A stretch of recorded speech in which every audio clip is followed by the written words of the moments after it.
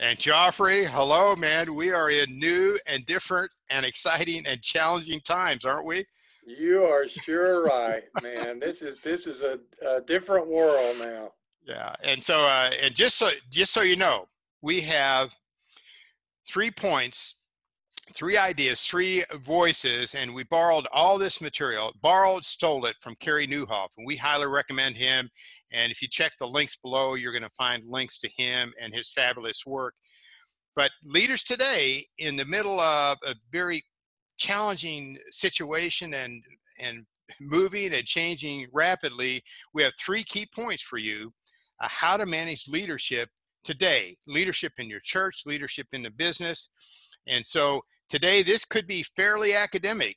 So please get ready, have a notepad, take notes, listen to this video 2 or 3 times, because it might move a little bit slowly for you that are used to watching YouTube and all the excitement, but the content is powerful. You think so, Absolutely. Joffrey? Absolutely. I'm just learning it, and I'm already using it. I'm already sharing it with other leaders. Oh, you're sharing it with leaders. You're sharing it with your brothers. I'm sharing it with my children and my business friends. But let's start moving forward here. And by the way, if anybody's interested in what we're doing here, is I'm sharing my screen and we're using my notes in Evernote. But thanks to Carey Nieuwhof, and I'm not going to even try to spell his name. You're going to have to go to the links below to connect with Carey. But there are 3 leadership voices that work: motivation, interpretation, transformation. Now, motivation has limitations. If you have a team, if you're a coach and you haven't trained them properly and they don't have a skill set, and you have great cheerleaders, you're still going to lose the game. And motivation in our current environment, let's not be overly hopeful.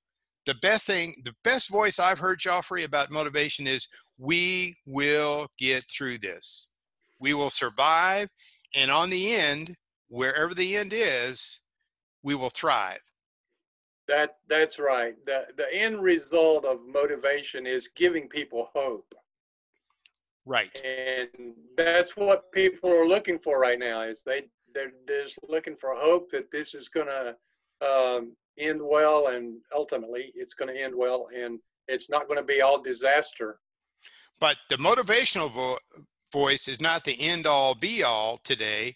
It has limitations, and it's definitely not the answer that people want today. It's just not going to work. The second voice is interpretation. And Joffrey, we were talking about this early, about the daily updates we have from our leadership. Explain to me why you think that's a good visual, a good interpretation voice. Well, I think, people they're looking for answers. Yes. And they understand parts and pieces of the problem because they're experiencing it, they're living it, but they're trying to figure out what it means, and how do they interpret what's happening in their own life personally and in their family's life. Right. Well, and in addition to looking for answers, I believe people are looking for solid, honest truth. This is the time to be incredibly transparent to the point where you're uncomfortable. Right, Joffrey?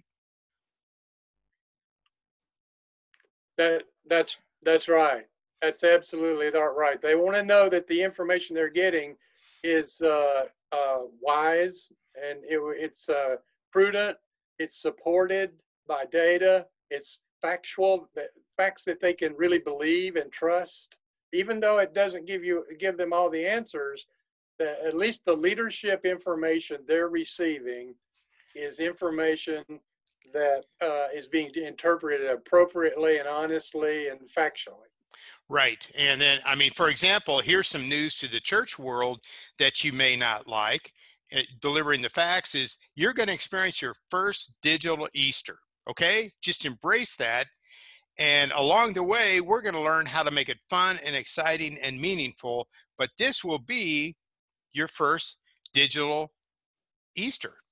That's truth. That's honesty. And many, many people are uncomfortable with it. But guess what? My 93-year-old mother has embraced technology. in a way that you won't imagine. And the third voice, Joffrey, is transformation. And we're not there yet. We really need to be using all three voices in an integrated fashion. But what is that transformation voice, Joffrey? Well, transformation is recognizing and acknowledging that there's a new normal that is happening, and that life is going to change, and that it's not ever going to be just like it was in the good old days. Right. But embracing that, because that change is not all going to be bad. Some of it is going to be awesome. It's going to be life changing.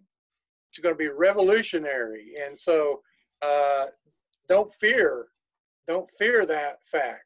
Just embrace it and be excited about it, and look forward to the good things that are going to happen. Well, and a good example too of the transformation voice is that when we get to the new normal, Joffrey, it won't be normal like we're accustomed to today. That's right. But it will be better.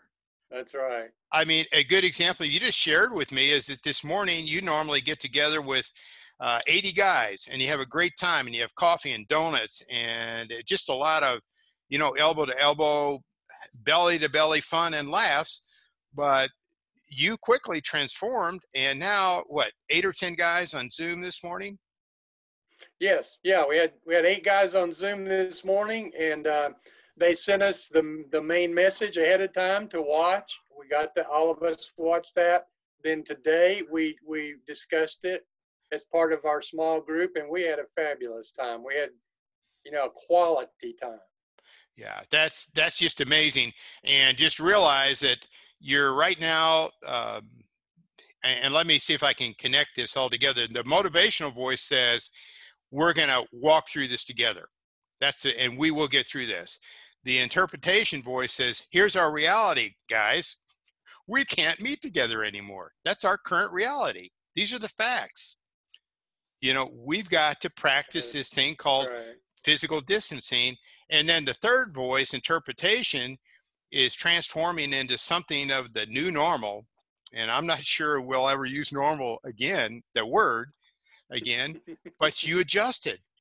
So there you have leadership, true leadership, that is definitely using all three voices to lead, to be real: the motivational voice, the interpretation voice, the transformation voice.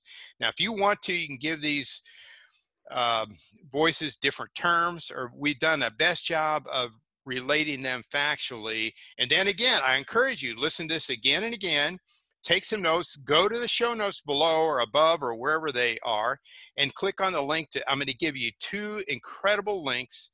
One is to Carey Nieuwhof, and one is to, I think it's called Church Pulse Weekly. And if you're not a church, join it anyway. And I'll tell you why, because there's so much valuable business information in there. And when you collect data online, guess what, Joffrey? Your best buddy, I mean, you and I have experienced this, your best friend, Joffrey, might say, I love your post and I love your video. But your audience doesn't lie. When you don't get clicks, it's not working. That's right. So the data that they're collecting does not lie. We're in the middle of some times that really, the emotional environment is this that I hear, complete fear to complete hope and everything in between. And you used to experience that in a day. Now you experience it every hour, maybe every half hour. Now, as a leader, let's just get real. Let's interpret the data the best we can, right, Joffrey? And then create a picture of hope through, here's the current transformation. Here's what the transformation might look like in the future. And then along the way, be just clearly transparent, honest, authentic, and people will trust that level of leadership. That's right. As a leader, you need to do your due diligence to get the facts from the best possible sources. And then when you share them, you can share them with confidence, and people will sense that and believe it and trust you. You know, and we've called our little program Leader Shift, SHIFT in the raw. And actually it was a divine term given to me about 2 months ago before this started. And we are really actively in leadership has changed to leader shift, because you've got to be nimble. You got to be flexible. It gives a new meaning to the word pivot. Those people that thought they had to have a business face to face are now doing digital business, video business. And Joffrey, your closing thoughts to wrap this up. And let me just tell our audience, view this again and again, go to the links. When Carey writes, it's lengthy, it's time consuming, but he is the best resource, bar none, that I've seen in the last year of my life for high quality information that's delivered on a timely basis. And what we're going to do is we're going to have a series of follow-up videos of how practical ideas on how we see this implemented. We simply want to equip our leaders in the church world and in the non-church world to adjust during this crisis, because we don't know how long it'll last, and we don't have all the answers. And frankly, I've not clearly yet defined all the questions, but that's where we are. So Joffrey, your closing thoughts, please. That's right, and we can grow together. Tell us again the three steps. Okay, it is the motivation voice, the interpretation voice, clearly interpreting the facts, the truth only, no spin, and the transformational voice. What do we do today immediately to transform, to pivot, to adjust? And then, of course, in the future, what are we going to be doing? And then the best voice is the combination of all three used well. You did that. You did the close for me. That's awesome. You know, and if a leader will take that to heart, you will have a strategy. And I encourage you to take those three words, think through them, put them in your own words so that you can articulate them to those in your sphere of influence. Joffrey, thank you. So well said. Joffrey, I'll be talking to you soon. Audience, thank you for listening. If you like it, share it. Please do. And bye for now.